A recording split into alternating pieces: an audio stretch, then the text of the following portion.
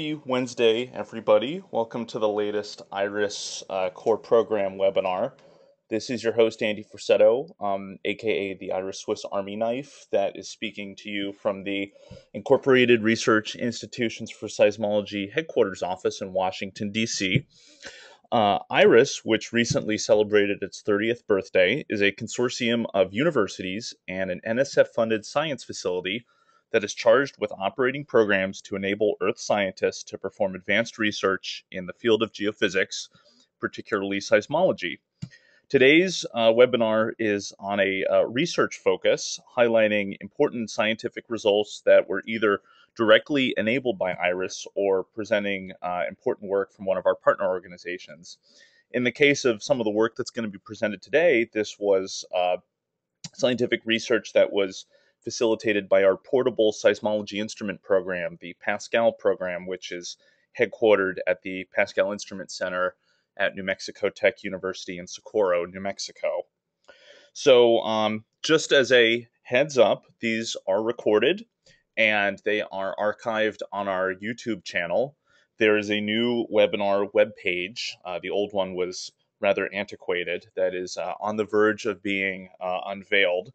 But until now, the easiest way to get to these is to go to our IRIS EPO YouTube page, which is very easy to search for if you don't know the address already, and following a playlist that takes you to webinars and other long Earth science lectures. And that's where all of these are kept in the order that they were broadcast. And they are typically archived within a day or two of when the webinar was broadcast. So hopefully I will be able to get this up for subsequent views later today. So just some ground rules. The only voices that you'll hear today will be the presenter and myself. And if you have a question, either for me, if there's something technical going on that you need to check during the webinar, or if you have a comment or a question for our presenter today, Marianne, you can type that into a chat box, which is on your sort of floating webinar control panel window. If you could be very clear about what you're asking, but as well as concise, just to make sure that it's easy for me to parrot that to Marianne, what I'll do is at the end of the webinar, I will read your name and then your question to our speaker. If the same question has been asked more than once, it's hard to tell since you're just typing your question into a window. If there's more than one version of the same question, I'm just going to ask the first version of it or the most comprehensive version, and then skip the other versions of it. If the webinar crashes, and this has happened a couple times in 30, which is still a pretty good ratio, just hang in there. I will reboot it on my end, and then hit the link that you got when you registered for this initially, and it should bring you right back into where we started. And finally, just as a survey, if you are one of a group of people watching this right now in a lecture hall or somebody's lab somewhere, it would be great if I could get a head count. I like to know beyond just the one person who registered, who else might be visiting as part of the webinar attendance. So I think with that, I want to introduce our speaker, Dr. Marianne Karplus. She is a postdoc at the University of Southampton in the UK. Marianne received her PhD in 2012 from Stanford University, where she studied the structure of the continental lithosphere with integrated seismic methodologies, some of which you'll hear about today. Currently, she is working to understand the structure of the Sumatra subduction zone. So without further ado, I'd like to present Marianne and her talk today, Crustal Structure and Tectonics of Northeast Tibet from INDEPTH IV, Wide-Angle Refraction and Receiver Functions. And Marianne, I am going to screen share over to you. Let's see, there you are.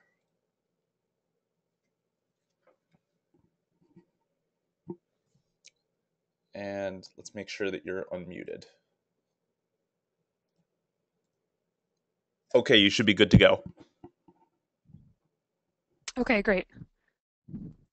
Thank you, Andy, for the introduction and for inviting me to give this webinar today.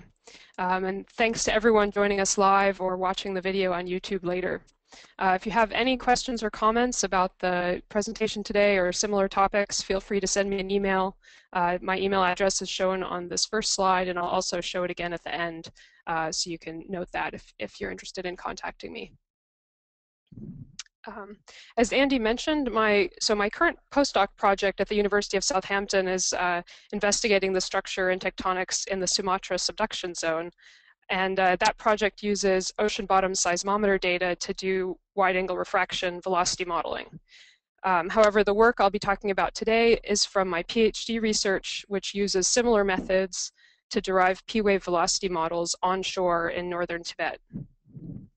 And since the IRIS webinar has had relatively few recent talks involving active source seismic methods, I'll mainly focus on my active source work, but also compare those results with some of those from receiver functions, which is a passive seismic technique that looks at lithospheric structure at somewhat lower resolution and in different ways. So the area that I'm studying in northern Tibet is highly active and a very, very fascinating area. You can see in the picture here in the background, I think that you all can see my mouse if I point things out with it. We can. But okay, great, thanks. So here in the background, you can see, so the large rock is a monument to the 2001 magnitude 8.1 Kunlun earthquake. And then just to the right of that, just a few meters to the right, you can see kind of going off into the distance, there's a slight offset in the terrain, and that's the part of the rupture from that earthquake, which was a greater than 400-kilometer long earthquake rupture associated with that large strike slip event that happened in 2001.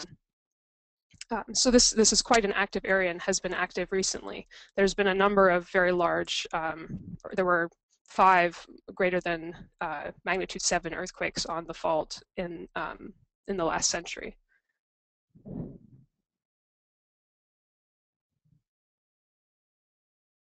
So this work has been part of a very large international collaboration known as the INDEPTH project.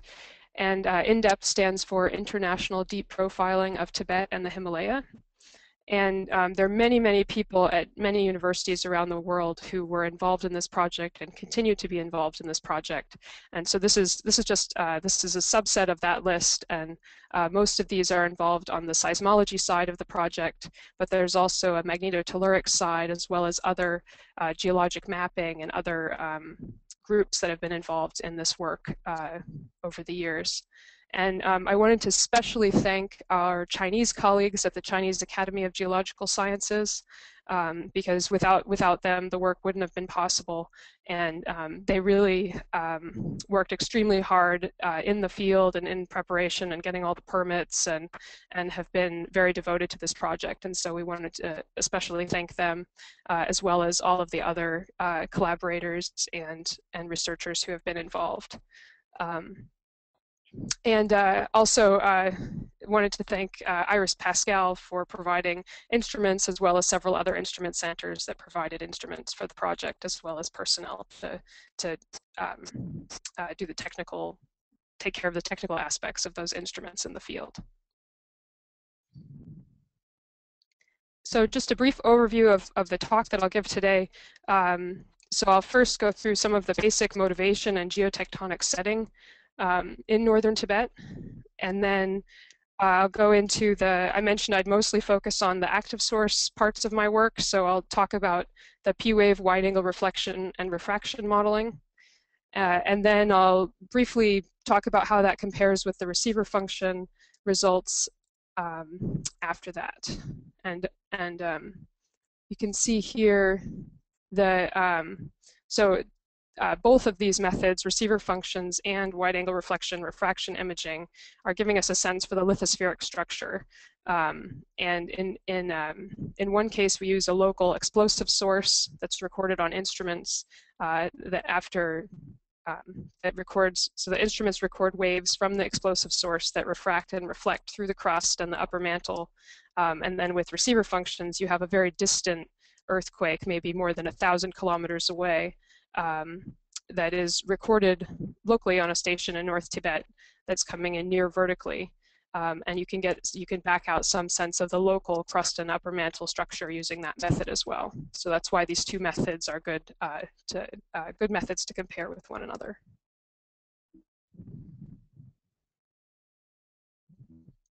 So about 55 million years ago, India collided with Asia and began subducting beneath it, uplifting the Himalayas and the Tibetan Plateau. The Tibetan Plateau is comprised of a number of different terrains that have been accreted throughout before the collision, and those are shown here as the colored units on the maps. And you can see that after the collision, so after about 55 million years ago, these terrains have been further compressed as well as extruded out to the east and the southeast of the plateau.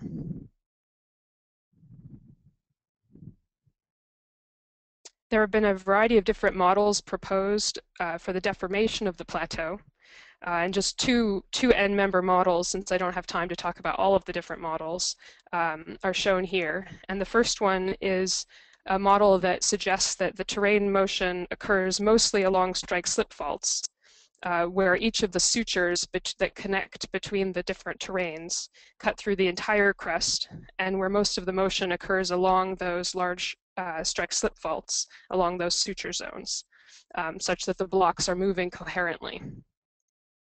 And the second model shown here is has been suggested that you could have partially molten material in the middle to lower crust that allows continuous deformation and perhaps crustal flow outwards from the plateau, such that you're accommodating the compression and the deformation of the continued collision by material basically moving or continuously or flowing out to the east and southeast of the plateau. So the aim of my research is to look at the large-scale lithospheric structure and tectonics in the northern Tibetan Plateau, highlighted by the red box is the area that I'm looking at.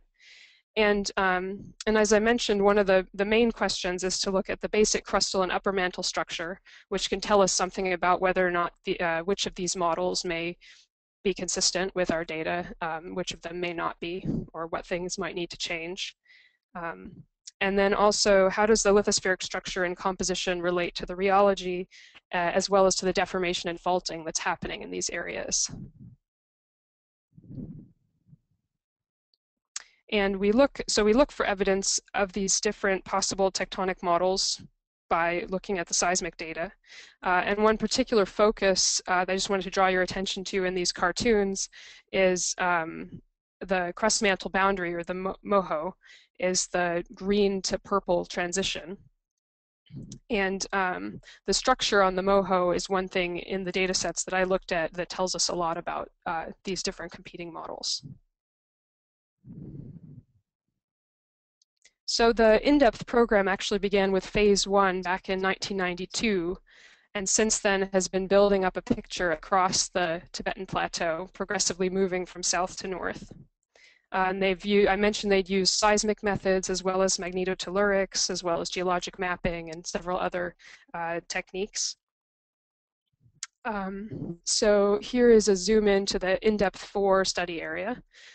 This data was collected starting in 2007 through 2009, 2010, depending on which of the passive stations you're talking about. And I just wanted to take a brief minute to introduce some of the main tectonic units and features that I'll sort of keep coming back to throughout the talk on the map here. So the Songpen Gansa terrain is just south. So this includes this large strike slip fault through here is the Kunlun fault. The magnitude 8.1 earthquake that I mentioned is actually off the map, further to the west, but was along this fault, large strike slip fault. That fault branches into two different segments known as the North and South Kunlun faults as you head to the east. So south of the large Kunlun fault or Kunlun suture is the Songpen Gansa terrain, and just north of it is the Kunlun Mountains or the East Kunlun Mountains. Then at the southern margin of the Qaidam Basin are the North Kunlun thrust system. This is, it's a bit contentious. There have been a number of papers that have suggested that there's a blind south-dipping thrust here, as shown on the map. However, other papers have suggested that on the basis of surface geology, there is no evidence of a blind thrust below the surface. So there's some contention, but I think that many of the seismic studies show evidence for a blind thrust in this region. And then finally, the Qaidam Basin is this slightly lower elevation basin. So the Qaidam Basin is about 2.8 kilometers in elevation, and as you head up onto the higher elevation regions of the plateau, you go up to 4.8 or 5 kilometers average elevation up on the higher plateau. And of course, locally, many higher peaks within the Kunlun Mountains. This black line shows the location of so it was a 270 kilometer long active source seismic profile. And then all of the blue triangles are the passive source seismic stations that were out from 1 to 3 years recording earthquakes.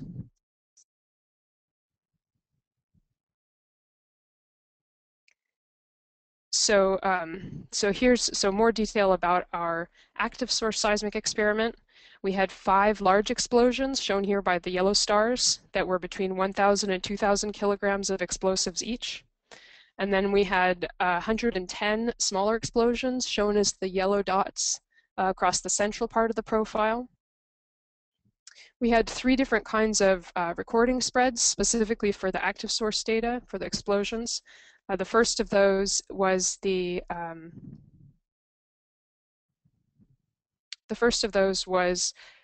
Mark 1 Hertz 3-component recorders at 6 kilometer spacing across the entire profile. Sorry, I just need to, wasn't clicking and it wasn't working. The second is wide-angle recorders, Texan seismometers at 650 meter spacing across the entire profile. And those are Mark 1 Hertz geophones with the Texan recording system. And then there was a denser near vertical profile across the central part of the profile where we wanted to record the very dense small explosions. And that included Texans at 100 meter spacing in the mountains to the south where the logistics were more difficult, and then at 50 meter spacing as we headed into the lower elevation flatter basin where the logistics were simpler to lay out a cabled Sercel unit. So as you can imagine, a large active source experiment like this takes a lot of planning. And there's extensive permitting, extensive planning, and since Andy asked me to talk a bit about some of the details of active source acquisition in the field, I decided to put together a series of slides to describe the steps of the field work as well as some of the challenges of working in a remote international environment on this type of project. So the first step in the experiment is, of course, there's a lot of planning ahead of time, and when everyone arrives, you need to know exactly when everyone's arriving in the field, as well as have planned out times when the explosives are going to go in the ground, when the teams are going to deploy the seismometers, when the seismometers are going to be set to record the explosions, when the explosions are going to be detonated, and then when the seismometers are all going to be picked up again in the end. So all of this needs to be sort of carefully planned out and then adjusted multiple times for all of the different changes that have to happen along the way actively in the field. So I mentioned there were more than 30 different people involved in this. So as new personnel would come and to do different tasks, we had several different training sessions. And the picture on the bottom left here shows a group of students from the US and China and Germany being trained to, I think it's mostly students at least, being trained to use the seismic equipment. So one of the first things that I did when I arrived in the field was I spent 3 weeks watching the basically sort of monitoring and reporting back on what was going on with the drilling and loading of explosives. So here you can see this is the Chinese 6th Geophysical Brigade drilling the shot holes for our project. And there were 3 different drill rigs that they used. You can see some of them here. And you can see they were working in a variety of different conditions, sometimes very dusty and desert-like and in the salty Qaidam Basin, and sometimes up in the snow in the higher elevation areas in the mountains. So pretty variable terrain for them to be drilling in. Sometimes they hit bedrock, sometimes it was all just kind of salty, sandy material all the way down. Most of the holes were about 30 meters deep. So after each of the holes or sets of holes were drilled in a location, they would load the seismic explosives, which are these blue capsules, were the ones that they were using on this project. And they would screw together and then push them down the hole. And these sort of strings of screwed together explosives would have several blasting caps along them. So that when the signal was sent for it to detonate, you would make sure to detonate the entire set of explosives and not simply just one section of it. So another aspect of the fieldwork is to survey in all of the shot and receiver locations. So here you can see a variety of different handheld GPSs, and the initial surveying and choosing of locations was done with handheld GPSs, and we put flags on all of the locations where the shots and receivers would be placed. But then after all of the locations had been finalized, a team of Chinese scientists went back with differential GPS and surveyed in more precise locations along the entire profile for the shots and the receivers.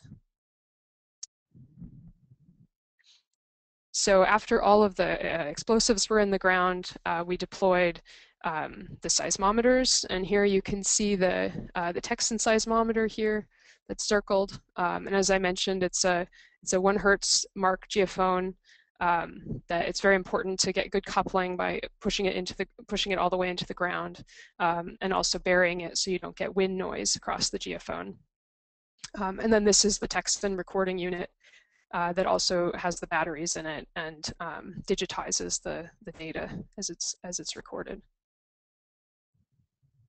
And so here's a picture of burying the geophone and the Texan, which are, I think he's actually burying the Texan there. And the geophone would be in a separate hole just very, very close by. So after all of the seismometers were placed out for the active source project, we went through, and there was a very careful schedule for detonating all of the seismic explosives.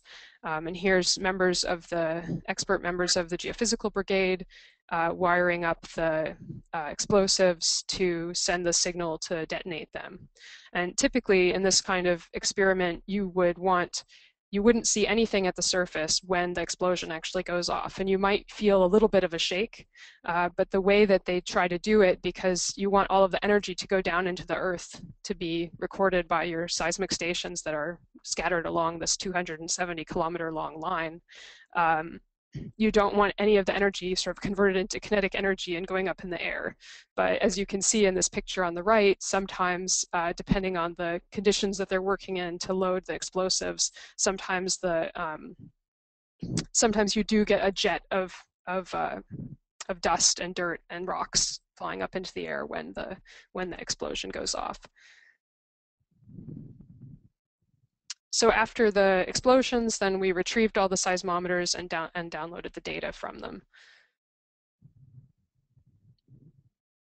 And just some of the challenges of working in this environment were, so you can see in this bottom larger picture, the road is quite rough going off into the distance. So you're dealing with the typical problems of working in a very remote area on dirt roads that aren't very well maintained.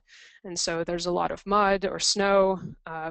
Cars can get stuck, and there's lots of flat tires. And basically, the usual problems of working in a remote environment.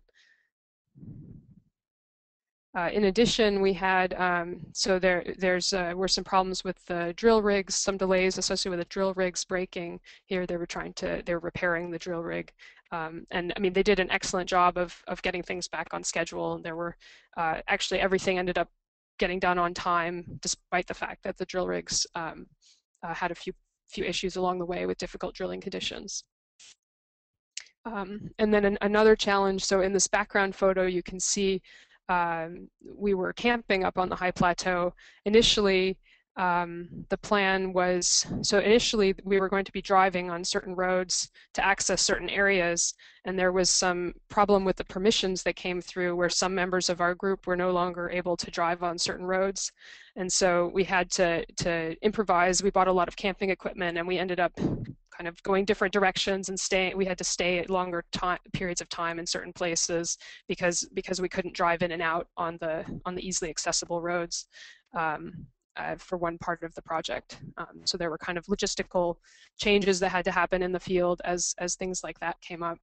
And then finally, this picture of Simon and one of the Chinese students holding these Texans was, so in the end, there were a few instruments that were missing. We went to go back and pick them all up. And in this case, we went to, so we put up signs offering, asking for people to please give the instruments back. But in this case, we actually ended up finding a group of shepherds who had picked up the instruments, not knowing what they were, and they hadn't been able to read the sign that was with them. And so they didn't know what it was, and they'd taken them in their tent. But when we showed them a picture of the instruments, they immediately, gave them back to us. And fortunately, these two actually we were able to get the data off of. So in the end, I think there were only two that were missing that we didn't get back. But these two were recovered from a group of shepherds. So once all of the data was downloaded, so I'll show you a few examples of the data. So first, I'll show you the data from large shot KS4. And then from large shot KS5 in the next few slides. So these are in the Qaidam Basin, in the South Qaidam Basin, and then there's one a bit further north. So when KS4 detonated it was one of the larger ones, so it was 1,500 kilograms of explosives. It was recorded on almost 2,000 seismometers. And just as an example, so it was at about 198 kilometers distance along our profile. And if we look at what might have been recorded for an instrument at about 40 kilometers along the profile, you can see here that basically what you see on the recording is there's an initial arrival of the explosion, and then some later arrivals as the energy from the explosion reflects off of various layers of the Earth or takes more circuitous paths to come into the station. And so effectively this is the kind of recording that we get for all nearly 2,000 seismometers. And so if we look at all of those and display it as a black and white color fill instead of the wiggle trace, because you can imagine with 2,000 wiggles, it's pretty crowded. It looks something like this. And so you can see very clearly on here that this is the first arrival coming in. You can see it all the way out to almost 200 kilometers distance, as well as over here. And I should note that the y-axis here is the reduced travel time. So there's been a move out applied to the travel time in order to make it easier to identify phases. And in this case, the phases that appear flat are traveling through material at about 6 kilometers per second. So you can see a lot of this first arrival here is coming through material that's about 6 kilometers per second. The Rose diagram shows you the angle you would expect for different velocities, for waves traveling through different velocity materials as they're arriving in this signal. So in this particular, if you were expecting so upper mantle has velocities around 8, so this would be the angle you would expect for a upper mantle reflection to come in at about that angle in the data. And so what I did for all of these explosions, not just the large ones, was to pick all of the first arrivals. So picking the times for all of these arrivals, and then also for some deeper reflections. And here you can see some of the deeper reflections. It's a bit hard to see at this resolution, but these were the deeper reflections. Intracrustal reflections are the PI number P ones, and then PMP is what I modeled to be the Moho reflection. So if we look at KS5, just like a bit farther north, again, you can see it's a little bit less clear here, but you can still see a first arrival. If we look at the modeled values, you can see, so these are the model outputs actually shown in the colored stripes, but this is the first arrival PG phase, and then which is the crustal refraction, and then PMP here is Moho reflections. And here we saw, the interesting part was that we saw these two reflections coming in from different depths that appear to both have the high amplitudes you would expect from a Moho reflection, as well as the velocity you would expect from a Moho reflection. And so here we interpreted, these ones were modeled as a 50-kilometer deep Moho reflection from the Moho beneath the South Qaidam Basin, and then a 70-kilometer deep Moho reflection from the Moho beneath the Kunlun Mountains, and extending a bit into the South Qaidam Basin. And I'll talk a bit more about that when I show the velocity models in a minute. So once I had picked all of these travel times for these different phases, I took all of the travel times for the refracted phases, the first arrivals, which was just over 20,000, and created an initial 2D velocity model, and then used a typical ray tracing method of calculating the finite difference ray paths and travel times using the initial model and perturbations. And here S is slowness, so this is just time equals distance over velocity, and slowness is 1 over velocity. Then I used a damped least squares inversion to minimize the residual between the model predicted and the measured picked travel times. And then the inversion selected the velocity model perturbation with the minimum error. Then I checked RMS error and evaluated the results, updated the input velocity grid, and then continued to iterate through this until we came up with a 2D velocity model that seemed to have an acceptable level of RMS error and was also a relatively realistic model. So a similar method was used for the deep velocity models, except instead of using the inversion, it was just forward modeling. This time we used 3,000 picked travel times for the deep reflections, and then compared the model and measured travel times just using forward modeling rather than an inversion scheme. And then again, selected the velocity model with a minimum error and iterated through until we found a velocity model that was acceptable. So here is the shallow crustal velocity model that resulted from the inversion. And above the model, you can see an elevation profile, so elevation versus the distance along the profile. And there are the main terrains, the Songpen Ganse, the Kunlun Mountains, and the Qaidam Basin are shown, locations are shown at the top. And then you can see where the South Kunlun Fault, the North Kunlun Fault, and the North Kunlun Thrust System are. As well as the locations of the large explosions shown with the stars. Some of the main features of this shallow velocity model, so it's just down to 15 kilometers depth, are that beneath the South Kunlun Fault, we see this south-dipping low velocity zone goes down to about almost 10 kilometers. Beneath the North Kunlun Fault, we also see a low velocity zone near the surface, a bit lower velocities than for the South Kunlun Fault. And below that, at sort of 3 to 5 kilometers, is a a relatively high velocity region directly below the North Kunlun Fault. Then around the location of the North Kunlun thrust system, as well as some of the known thrusts within the Kunlun Mountains, there was sort of this undulating lower, higher velocity pattern that we think may be associated with different thrust sheets from the North Kunlun thrust system, as well as some of these other north and south dipping thrusts. The Kunlun Mountains is a whole mix of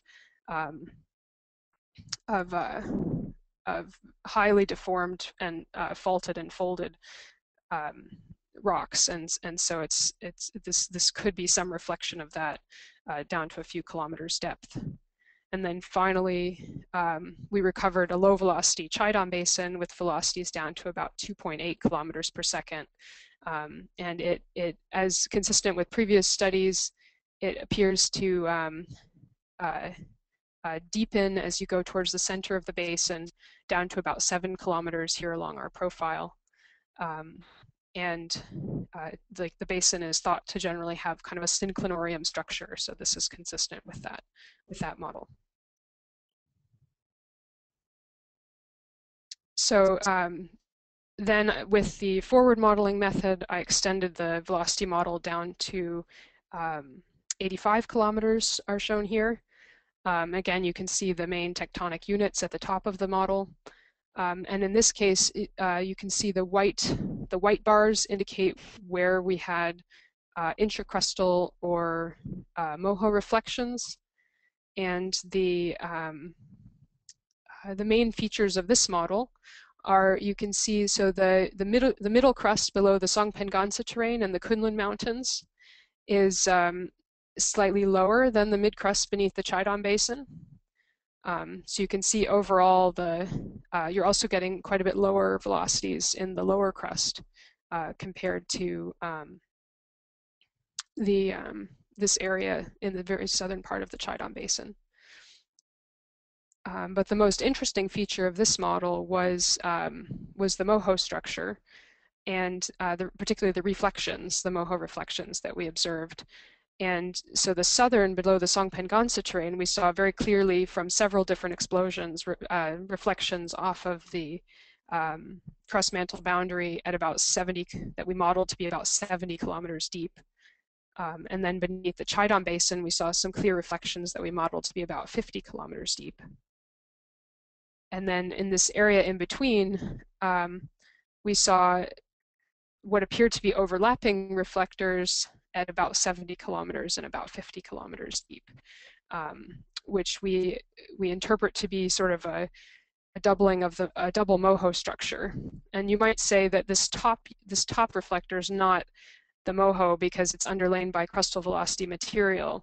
But the reason why we suggest that it may actually be a Moho is because, based on the very high amplitudes of those reflections, we think there could be sort of a very small band of mantle material just beneath it, and that this structure may have formed effectively by this lower crustal material moving beneath the South Qaidam Basin Moho, sort of injecting or wedging or underthrusting beneath the South Qaidam Basin.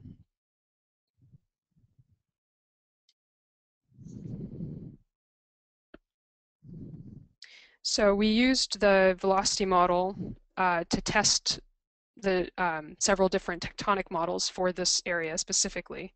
And one of those models was that there have been some papers that have suggested a crustal penetrating North Kunlun Fault, or that the strike-slip fault goes all the way through the crust.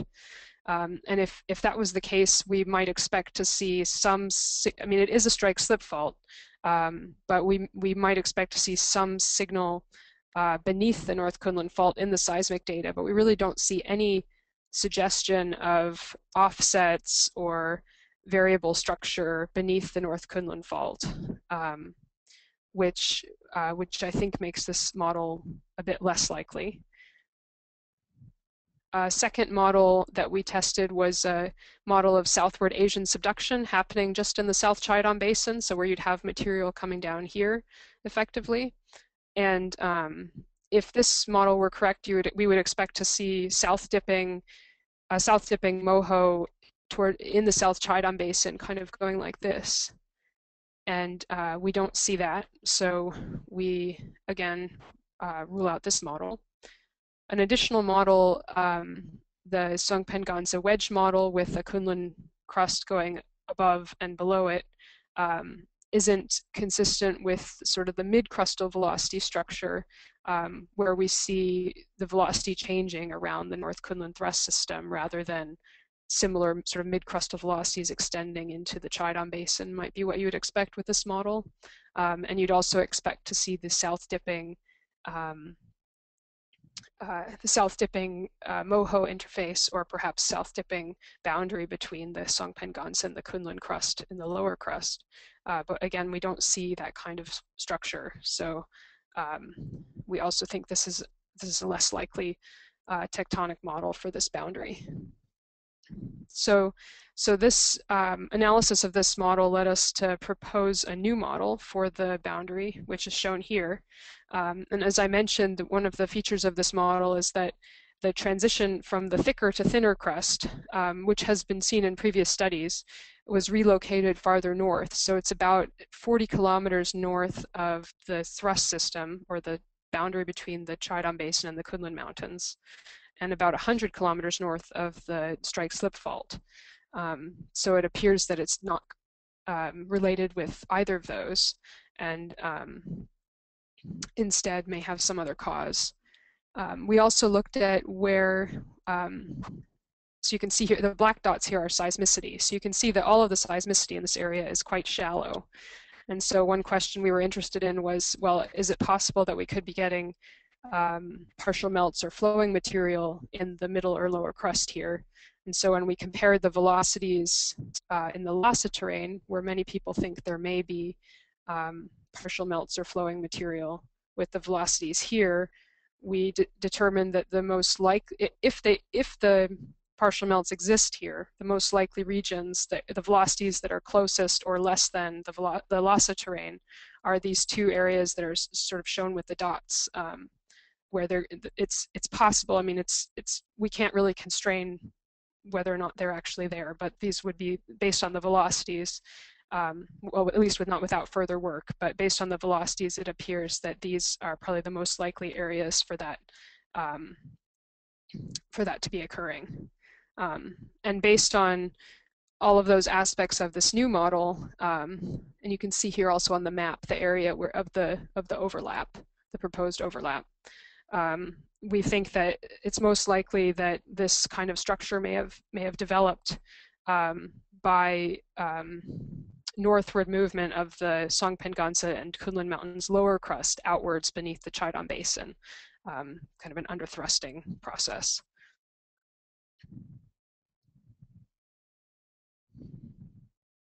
So moving on to the receiver functions work. So basically,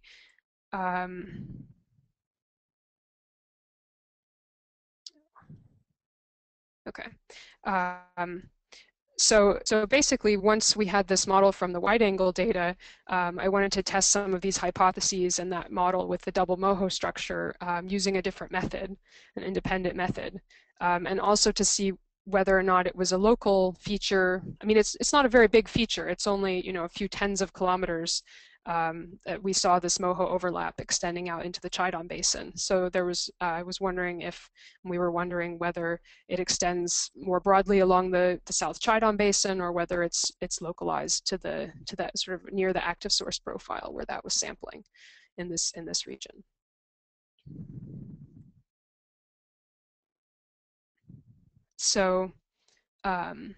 So here you can see, so all of these triangles, the red, blue, and green triangles were stations that I used for receiver functions.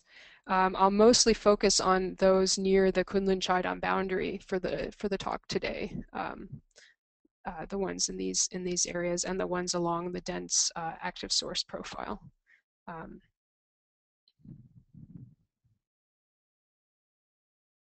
And the little yellow stars are the piercing points of the receiver function. So these are effectively showing the area that the receiver functions are sampling around each station. So I just want to give a brief overview of the receiver function method. And basically, the idea is that you have an instrument and it records an earthquake that's from very far away, generally more than 1,000 kilometers away. And the earthquake goes through some far field as well as local area around the station. And there's also an element of noise in the recording. And if we zoom in on what's going on near the station, then we can see that, so this method takes advantage of the fact that when you have a change from lower to higher or higher, well, you have a change in velocity across a boundary below a station, you often can get a P to S conversion. So a P wave will convert to an S wave. So you get this P wave from a faraway earthquake converting to an S wave and being recorded on your station at this boundary with a change in velocity. And so what you can do with the recorded earthquake is you can resolve it into the direction, so what's called the L component, which is the component of motion, component of the signal that's along the same direction as the propagation of motion. And then also into the Q component, which is the perpendicular to that, that's in the plane shown here. Basically the converted S wave, because of the transverse motion, you'll get P to S conversions being recorded nicely on the Q component, and the L component will mostly record the direct P motion. So if you have the P wave not converting and just going all the way to the station, that will mostly be recorded on the L component, and the Q component will have this P to S conversion on it as well. So what you can do is you can take these two records, and if you deconvolve the L component from the Q component, you effectively can remove the source signature and the far field signature and the instrument effects, and be left with some information about the local structure and where you're getting these P to S conversions, because you're removing out the P signal from the Q component, and the receiver function is just looking at that Q component after the deconvolution has been performed. And in this case, we used an iterative time domain deconvolution to normalize the source signature and create the receiver functions. So here's an example of receiver function data from a single station in the Kunlun Mountains. And these are actually, so there you can see it shows the back azimuth of the event. So that's the direction of the event from the station, and as well as the time. And at the top, you can see the sum of all of these other traces. And this data is actually binned at 5 degrees back azimuth. So each one of these wiggles is not a single earthquake, but it's some set of earthquakes. Some of them may be just a single earthquake, but it depends how many were from the azimuth range around these areas. But for ease of viewing, they're binned at 5 degrees of back azimuth. And the basic way so just to give a basic idea of how to interpret these, is that when you have a positive, so basically where you have a P to S conversion, where you have a velocity change from lower velocity at shallower depth to higher velocity at deeper depth, you'll get a positive, in this case black, looking peak in the receiver function. And if you have a negative, this actually should be gray to compare with this, but these gray negative peaks are indicating a change from higher velocity to lower velocity below. So effectively a low velocity zone, the top of a low velocity zone. And then if you come back up out of the low velocity zone, you would see again a positive peak in the data. And then another positive one for this change, again, from lower to higher velocity. And so as you can imagine, these larger velocity changes will produce a higher amplitude signal. And because the Moho is a location where you often have a large velocity change, the Moho often produces a rather high amplitude positive pulse in a receiver function.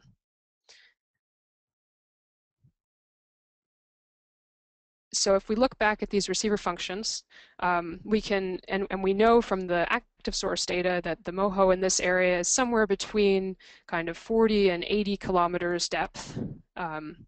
Then we can white out the areas of the receiver function corresponding to signals outside of that depth range. And so we know that we would be looking for the Moho somewhere between about 6 and 10 seconds in the receiver function.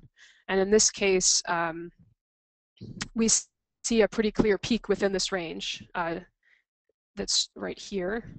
And when we did some synthetic modeling based on a basic velocity model, we get that in this case, this Kunlun mountain station, this peak corresponds to a deeper Moho of about 70 kilometers, and which would be as we would expect from the active source data in this area.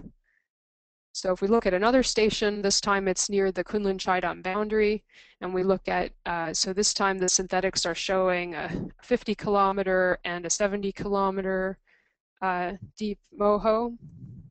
And if we again look in the region where we'd expect the Moho to be, you can see that there are two prominent peaks in this area. The shallower one is slightly stronger, higher amplitude, but there are two peaks here corresponding to a 50 and a 70 kilometer deep Moho. And then if we look at the Qaidam Basin station, this is again just one station, a number of earthquakes, and we look in the range where we'd expect to see the Moho, then we see a single peak at about corresponding to a 50 kilometer deep Moho. So this seems to be just a basic confirmation from the raw receiver functions or the binned receiver functions that that we're seeing a similar kind of structure with a double Moho structure near the Kunlun-Qaidam boundary, and this shallower Moho in the Qaidam Basin, deeper Moho in the Kunlun Mountains. So then I used a different method. So this is a different way to look at the receiver functions, which incorporated both the direct P to S waves as well as their multiples. And this is the HK stacking method. It's a way of getting out the crustal thickness and the VPVS. Crustal thickness is H, VPVS is K. And these are the three multiples that I used, the typical ones that are used for HK stacking. And then the method is that at each station, you sum the amplitudes of the receiver functions for predicted differential travel times of the P to S phase as well as its multiples for a given crustal thickness and VPVS. So there's the equation for that. And then you can try various combinations of crustal thickness and VPVS. And then the optimum solution, so what you're trying to solve for is an optimal crustal thickness and VPVS value. And that solution is taken to be at the maximum of the amplitude stack surface that you create. So here's a map showing, we did this for all of the stations, and here's a map showing which stations in the HK stacking showed a deep Moho only in blue, a shallow Moho only in red, or some kind of a double structure with a shallower and a deeper converter in yellow. And if we look at a few examples, so here's an example from the Kunlun Mountains, where you can see, so the amplitude stack surface has been whited out for values less than 0.7, because we're just looking at the highest values. And the X marks the peak of the amplitude stack surface, which corresponds to the optimal combination of the H crustal thickness and the VPVS ratio. So in this case, the optimal crustal thickness is about 68 kilometers, and the VPVS is 1.71 or so, which is the crustal thickness certainly is what we would expect from the active seismic data as well for a station in the Kunlun Mountains to have that thicker 68 kilometer thick crust. Here's a station from the Qaidam Basin, and again you can see the peak of the amplitude stack surface is about 50 kilometers this time, and there's a higher VPVS of 1.8. And then if we look at three stations from very near the Kunlun-Qaidam boundary, it's pretty striking that they have the amplitude stack surfaces. Again, these are all the same color scale. That they show two sort of higher amplitude regions, slanted regions on these plots, which would correspond to two areas or 2 high amplitude pulses in the receiver functions within this range of crustal thickness and VPVS. And so, so you can see there's some variability in the values, but in general, they're around sort of 50 and 65 to 70 kilometers deep, which seem to be consistent with our, I mean, despite the variability, there's sort of a shallower and a deeper Moho conversion.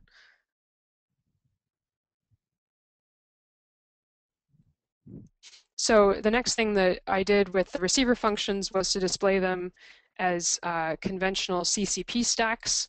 And this method looks at, basically displays the receiver function information as a cross section.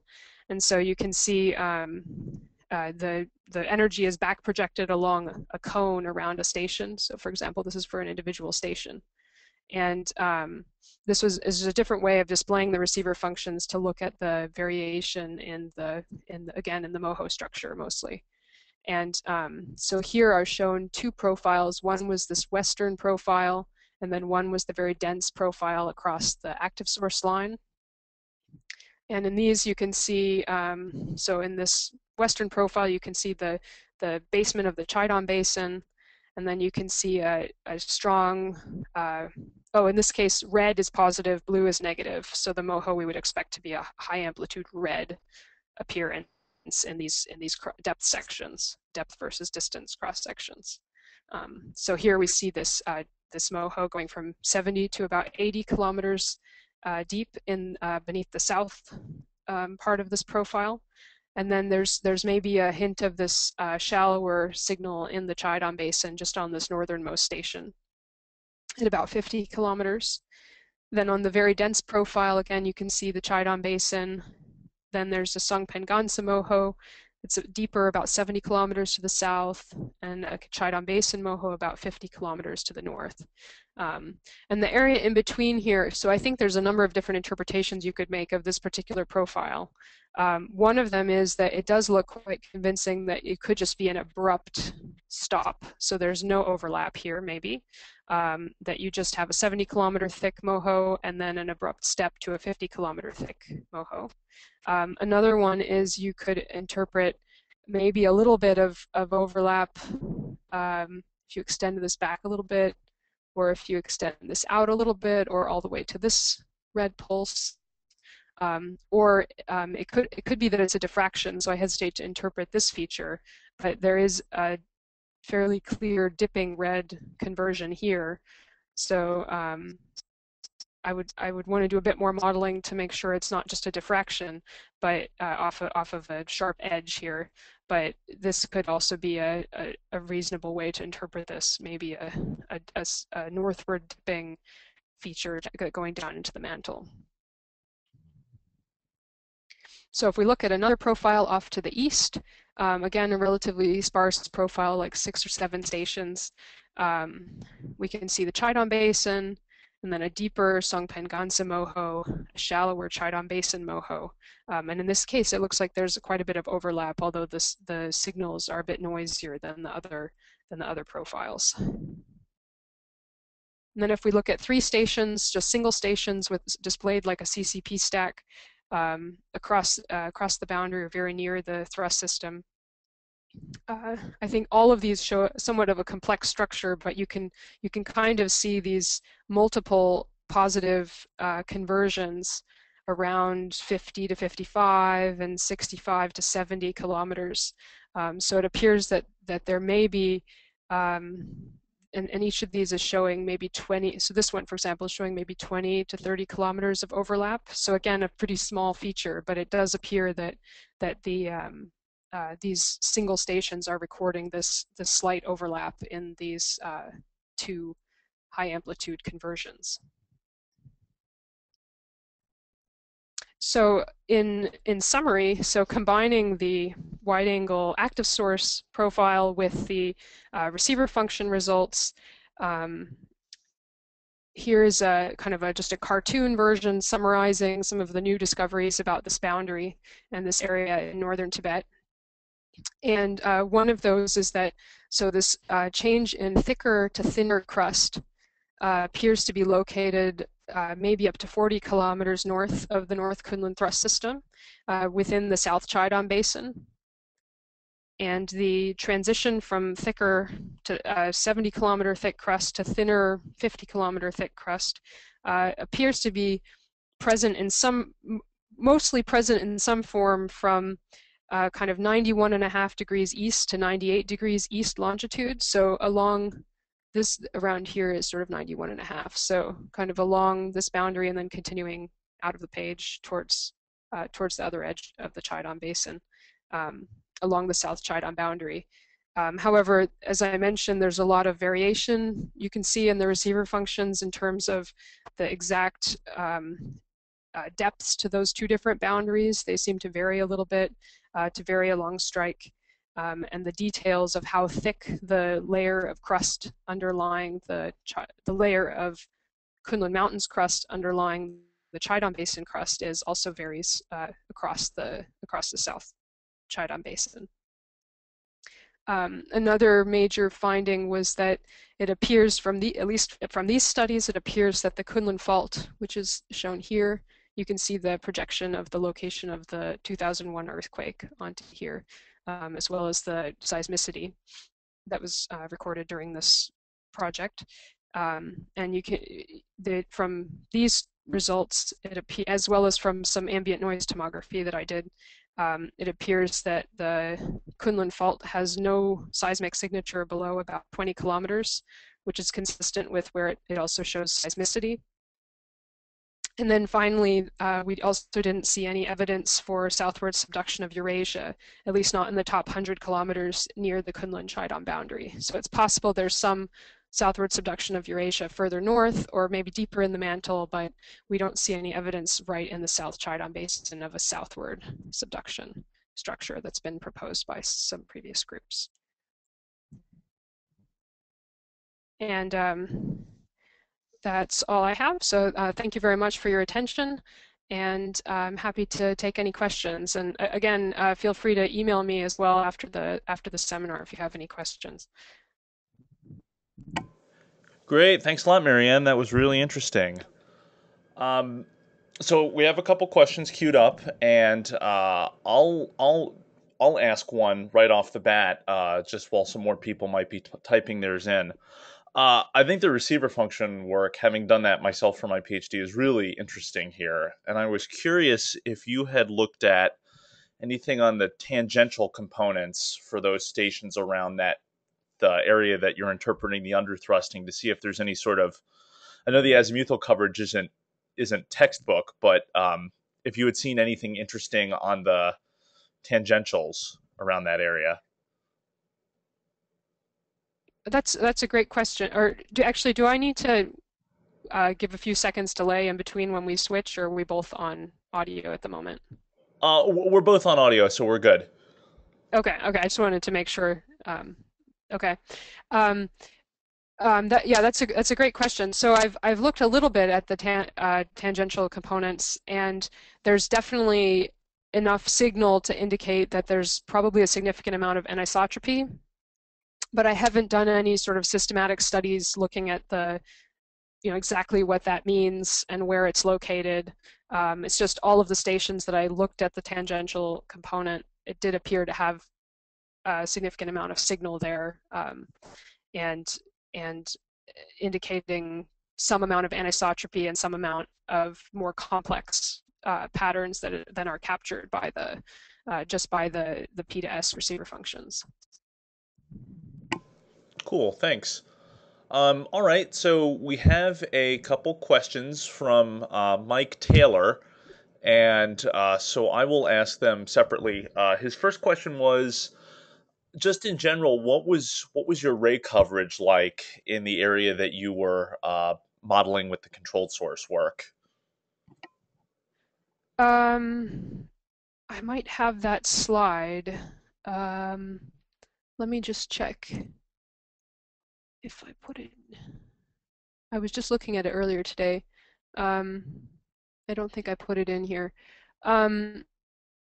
So I'll point it out on the well, here first on the shallow one. So it's kind of the hashed out areas on the sides here are where there was no ray coverage for the shallow model, for the shallow tomography. But some of those areas are covered a bit better through the deeper tomography. Sorry, let me just jump to the next one. So the the ray coverage was quite good in the central, sort of in the, I kind of just showed you for the very uppermost part of the crust, that aside from the edges, we had pretty good ray coverage in the, uh, particularly in the Kunlun, or in the southern part. It's a little bit less good in Qaidam because the main sources there are the two large explosions. The small explosions ended south of KS4. So the best ray coverage, to summarize, the best ray coverage is kind of in for the tomography, for the shallow tomography, is in the central region. And then it's a little bit less good on the edges here. But then for the deeper tomography, we had basically coverage. You can see where these reflectors are. And so we had, these were all from the large explosions. And so, for example, there's ray coverage from KS5 reflected off of this, well, several of these boundaries are either KS4, KS5, so then there's rays in these areas as well as near these other reflectors. I have a figure for this. I apologize, I didn't put it in my extra slides section for this talk, but it's in the paper that was published in 2011. It shows the ray densities for the shallow model as well as the coverage for the deeper model. Is there a specific part of the model that you'd like me to comment on, or is that sufficient? So his follow-up question is, I think, related to that, and so he was curious about the magnitude of the velocity contrast between Tibet and, you pronounced it right, and I'll never be able to, the Qadim Basin, the Shadim, Qaidam. Yeah, the Q Qaidam. is like a CH kind of Yeah. sound. So Um, he was curious about the velocity contrast between there and Qaidam between 20 and 40 kilometers depth. okay. So that is mostly sorry, I shouldn't go. My animations are getting in the way. Um, so that's mostly so there. That's controlled by the this deeper reflection, as well as these other deeper reflections, all had rays. Well, sorry, not this one, but these ones had rays kind of coming through this area. And these deeper ones here also had rays. So this was KS5 that went through that area. So I mean, I tried a model without the change, and it didn't fit very. I mean, this was done by forward modeling, so that obviously this model is not unique. But I tried a series of different models, including a number of them that didn't have that change, and it did seem to be a robust feature that there was a few. It's sort of a few tenths of a kilometer per second change from kind of 6.2 to 6.3 in here to 6.5 in the middle crust here. So that seemed to be a real feature from the reflection modeling of these steeper reflections. Okay. Next question is from Yushang Yu, and his question is, how do you deal with the time delay for the first peak on the resulting receiver functions? Thanks. Let me find a,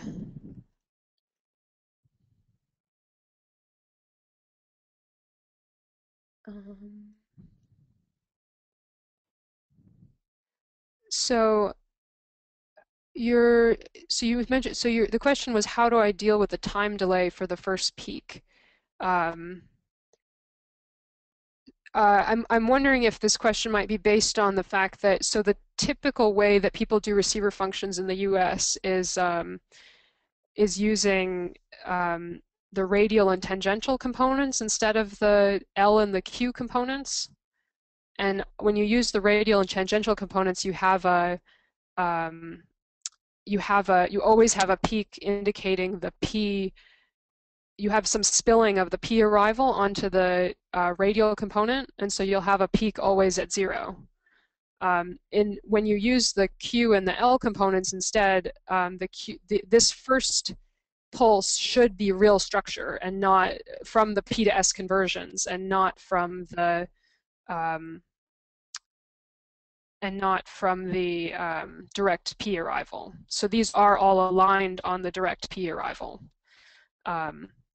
And these first initial pulses is, the first. I left fairly high frequency content in here compared to what a lot of people do. So there's a number of intracrustal kinds of phases. I wanted to see if I could see any of the faults or anything. I know it's difficult to resolve at this scale, but we had pretty good station spacing, or difficult to resolve using this method. But because we had the good station spacing, I just wanted to leave in as much frequency content as I could.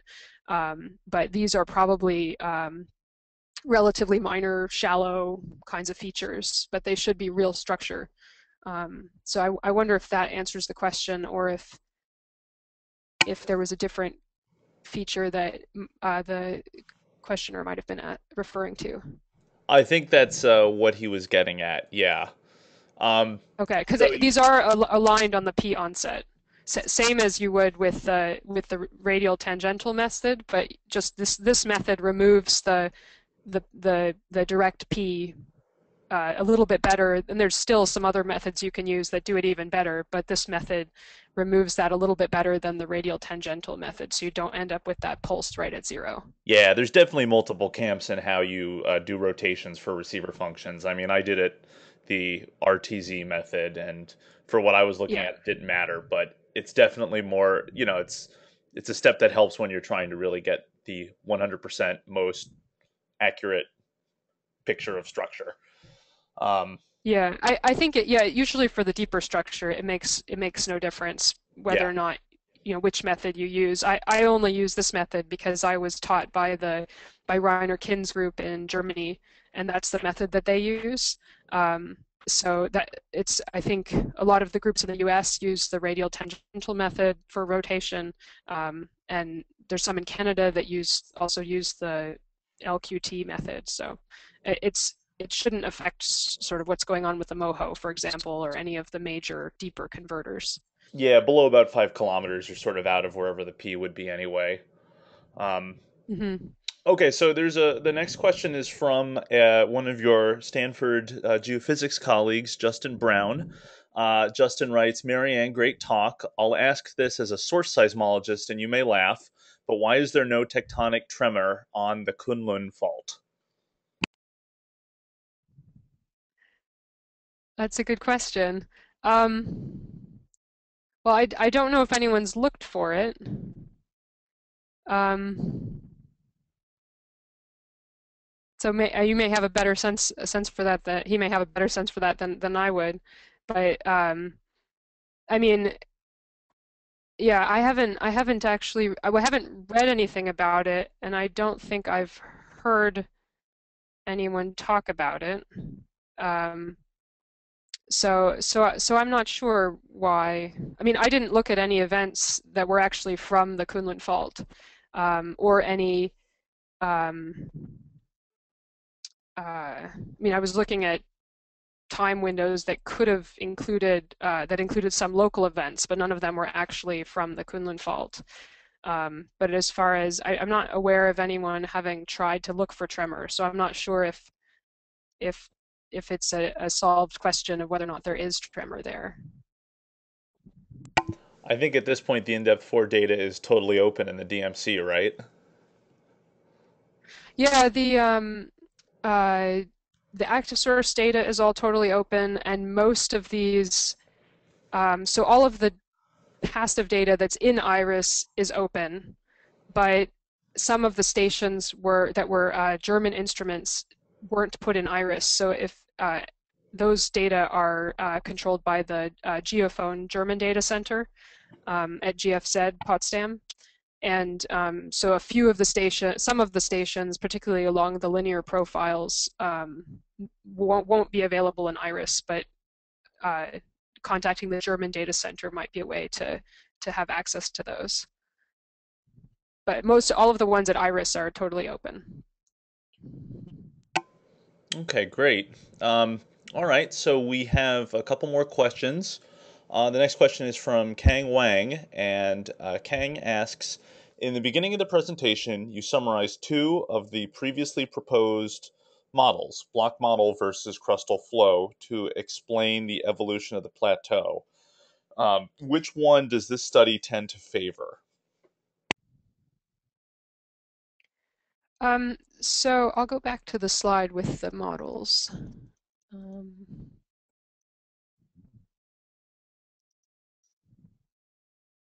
so so I think that this study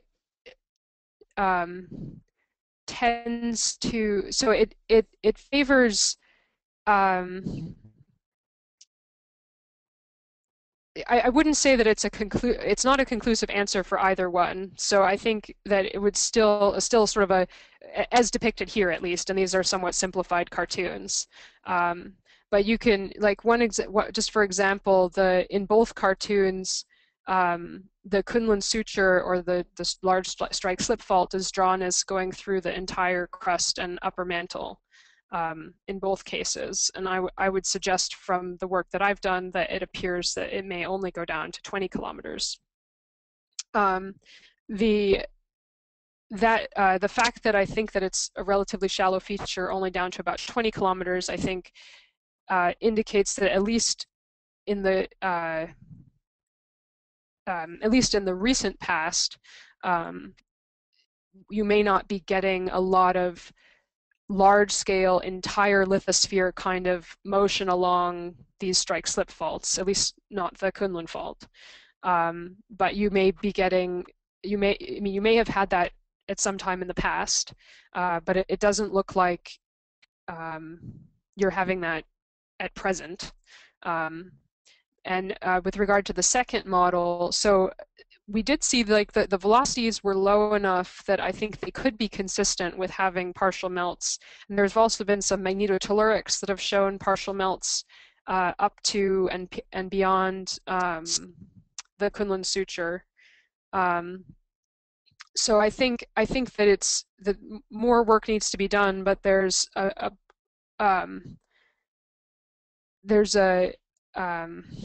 the fact that the Kunlun suture is rather shallow also may support more of a distributed continuous deformation rather than moving along large scale blocks. So if I had to pick one of these two, I'd probably say that it slightly more supports more of a continuous kind of deformation.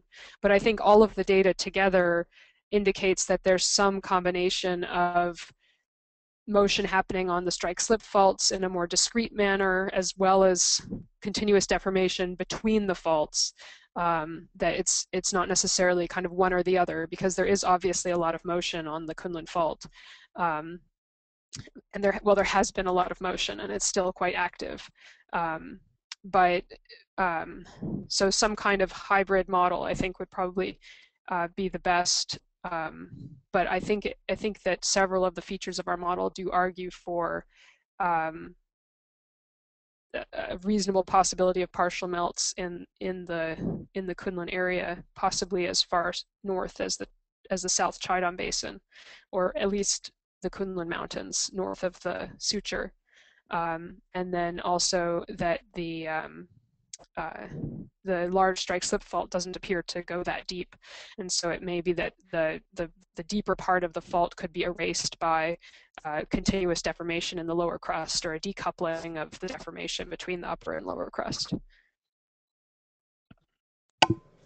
Okay, great. So we have a couple more questions left, referring back to some of the receiver function work. And the first one is from Januka Atanayake, and his question is kind of multiple parts. The first part is simply, what software did you use for the receiver function and HK stacking?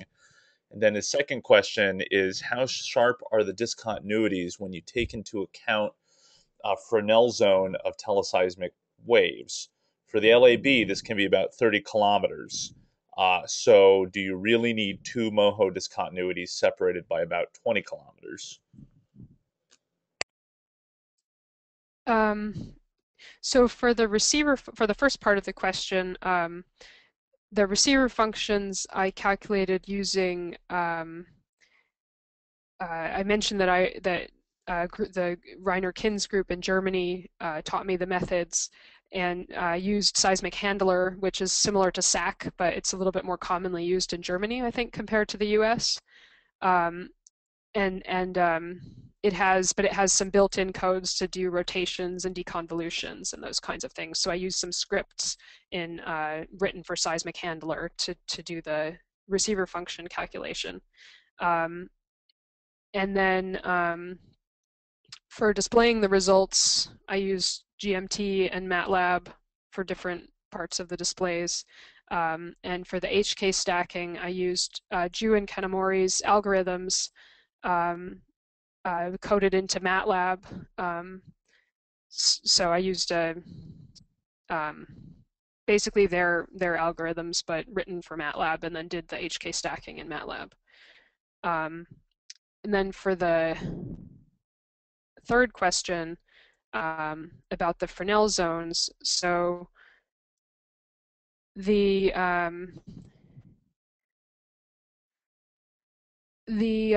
me go back to one of the CCP images. Um, so so for depths of around sort of 50 to 80 kilometers, the so this kind of so the receiver functions. I mean, so one aspect of this is that the receiver functions often showed a distinctive change between the two positive conversions. And so in these areas where there's let me go to the other one.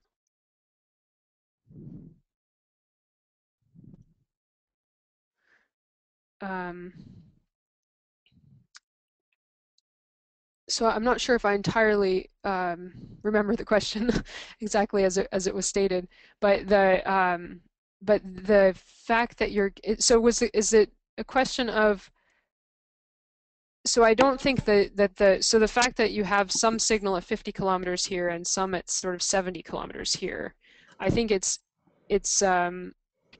this method is able to resolve that kind of change in depth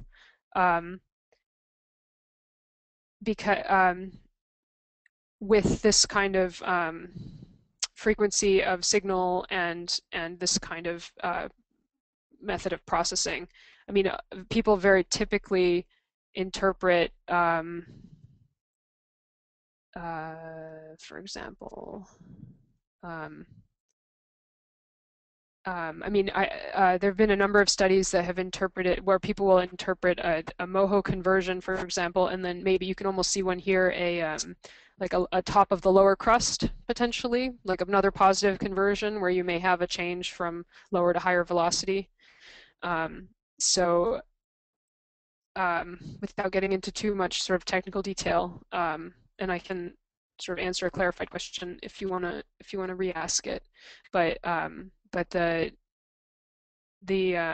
method should be able to resolve kind of changes in 20 kilometers in depth. If I'm not sure if you mean that or if you mean whether or not there's really an overlap and whether or not there's sort of some spillage of the signal into neighboring regions such that you might see an overlap where there isn't actually one, because that is possible that you could have in the receiver functions that you could have some spreading of the signal that isn't actually real in the lateral direction. All right. So, well, just a quick question to follow up on that. What was the station spacing at the profile level? The densest station spacings were about 5 kilometers. Yeah, so that's So on really this good on at, this dense line, which is very good for a receiver function profile. yeah, the ray coverage at 50 to 70 for 5 kilometer spacing is terrific in terms of being able to really beat down some of the issues that you might, some of the uncertainties that you would have if you didn't have that spacing. So I think that goes a long way to backing up the interpretation as well. Mhm. Um, so there's a question from Ayub Kaviani, and also related to the receiver functions. And he is curious about the shallow PS conversion phases that might be from the shallow sedimentary basin. His question is, how do you consider those when you do the HK analysis for the entire crust, just relating to what you're estimating as your Moho and then the crustal VPVS, and how those might, how basin effects might relate to that? That's a good question. So I actually thought about doing HK stacking. Actually, I think I tried it at one point to do HK stacking just in the very shallowmost part, like the top 10 or 20 kilometers, to see what kinds of strong um, conversions I was able to get out for that shallow part, maybe thinking that I could get the basement, for example. Um, but I ended up not going too far down that path. But basically with let me get some of the HK stacks.